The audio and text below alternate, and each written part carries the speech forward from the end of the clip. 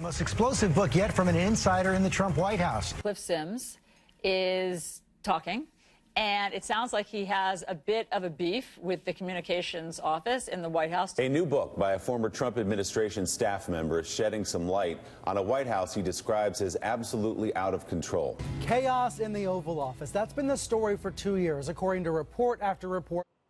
Boy, a lot of excitement about a new tell-all book from former White House staffer Cliff Sims. It's getting so much media attention, as you can see. Here's Sims, who served in the White House for 500 days.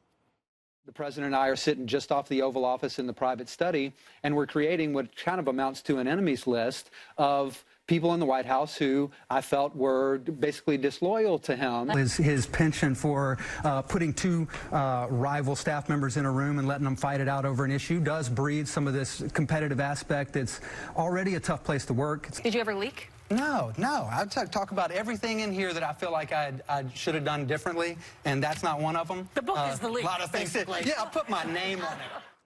President Trump is slamming Sims, calling him a, quote, low-level staffer who was nothing more than a gopher and who is, quote, a mess. The Trump campaign also saying it will sue Sims for violating a confidentiality agreement. So, Jedediah, let's just go over the biggest, I think, reveal here was one in which he goes into Kellyanne Conway's office and he can see all the reporters calling Kellyanne, even as she's saying it's somebody else who's leaking and they're not being loyal. And Kellyanne's come back and said, this is nonsense. The leakers are the ones who are getting the good press. I mean, he's not embarrassed, this guy, to go. I mean, I don't understand these people that sign these NDAs and go in and have these high-level meetings with the president and then clearly want to be on TV, want to sell a book, so are just willing to tell the whole story. He should get sued. I don't know if anything will come of that. But the precedent it sets, I mean, this guy came off like a weasel to me. And he's sitting in and talking to Allison Camerata on New Day, and she interrupts the interview, and she says, oh, by the way, do you know that Trump just tweeted? And he goes, really? He looked like a kid who had just gotten a like on Instagram because from a Kardashian. More books. Yeah, he was like, oh, wow, I got attention. And I would just caution Trump against that, just because you're giving this guy even more attention. And the fact that you might dislike him now or you've got beef with him, that's only going to make the media love him more.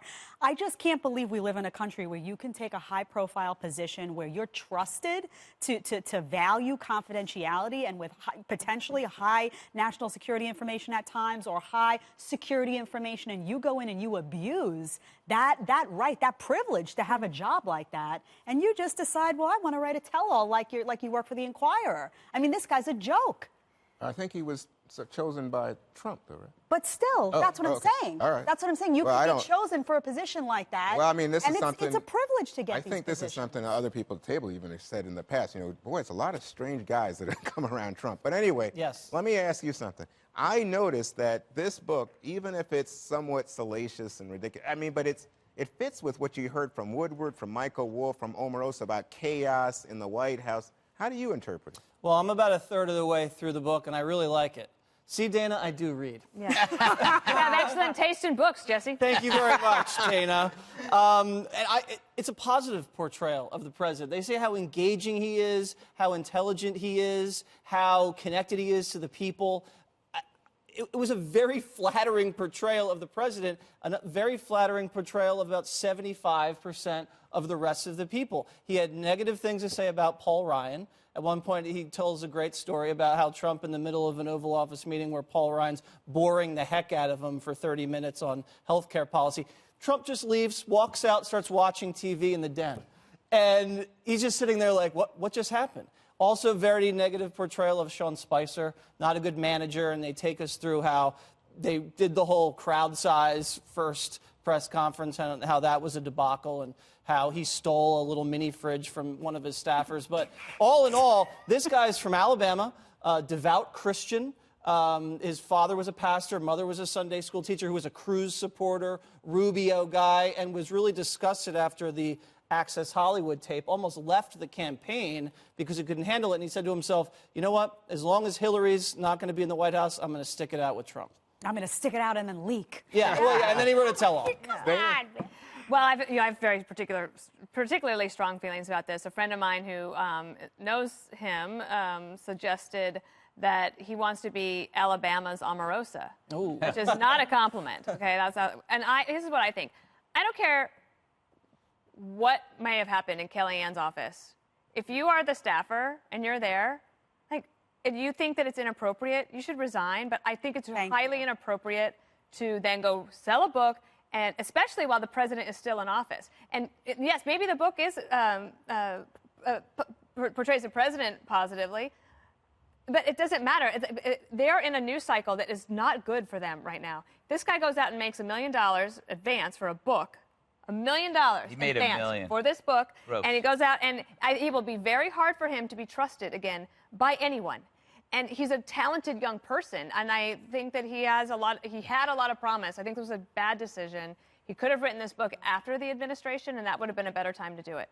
Greg, he says that John Kelly, the former chief of staff, said, "Oh, if Trump wants to fire me, it'd be the best day of my life." Another sort of, admission by people, oh, yeah, everybody was going to be the adult in the room to try to counter Trump. And even in his own description of why he stayed. Yeah, there is no tell-all in the history of tell-alls that is flattering to the subject, or the tell-all wouldn't exist. Because when you sit down with a publisher, what they want is controversy, they want scandal, and they push you and they prod you to get the stuff out. When you submit your first draft and it doesn't have enough crap in it, they look at you like you betrayed them. They go, "You got to have some other stuff in here. We need to have it." And then you have the media gobble it up as if they're like crack addicts, in the sense that they forget it's an ephemeral high. And it often doesn't last, and it's false. He deserves better. Yeah, and I also don't like the fact that this guy is using his devout Christianity as a shield. Like that's important. No, it's money, dude. It's not God. It's green that is forcing you to do this. Now we're going to have two presidential libraries. We're going to have one that's a traditional one and one for tell-alls. Trump has never been better than anybody than for the publishing industry. But my last point, and I'll shut up. If you're a CEO, if you're a boss, if you're an interesting person, if you've done a lot in your life, the tell-all will come, and it will be bad, because the people who write the tell-all, they don't understand you. They don't know why you get mad. They don't know why you're impulsive. They don't understand your reasoning. So when you're happy one minute and mad the other, or you leave the room, or you yell at somebody, they're going like, well, he's obviously an awful person. No, you're just an idiot. You don't understand. When is the Gutfeld tell-all coming? Oh, it's coming, man. Believe me. Who's going to write it? I'm going to buy that one. I have no idea. I'll have them all killed. I'm planning now. but Greg, you weren't bothered that you have people like Omarosa and Cliff Sims on the inside the same story? Well, I think he made poor choices of people, but that's because he didn't know he was going to win. All right.